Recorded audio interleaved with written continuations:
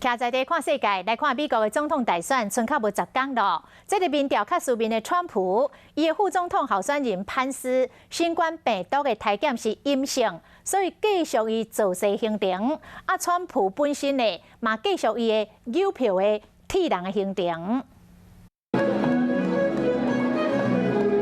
万圣节就要到咯，美国的总统川普加第一夫人嘛出席北京所举办的万圣节活动，甚至还有小朋友打扮做总统加总统夫人的模样，真正是有够高水。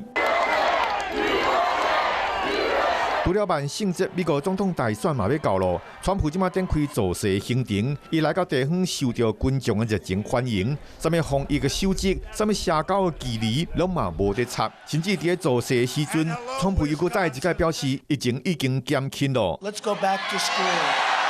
Go back to school. No, it's true. He tested positive, and then 15 minutes later, approximately, I said, "How's he doing, Doc?"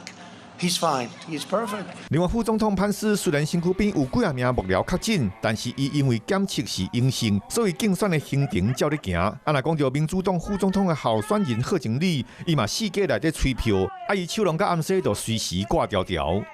You know, I've been traveling the country.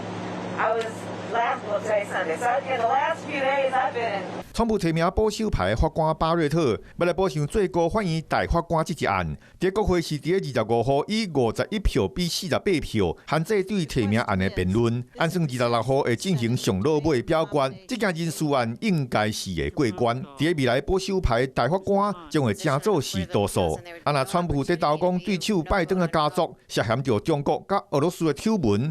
俄罗斯的总统普京25号表示，讲伊无发现拜登的后生亨特过去伫甲乌克兰甲俄罗斯的商业往来有任何犯罪行为。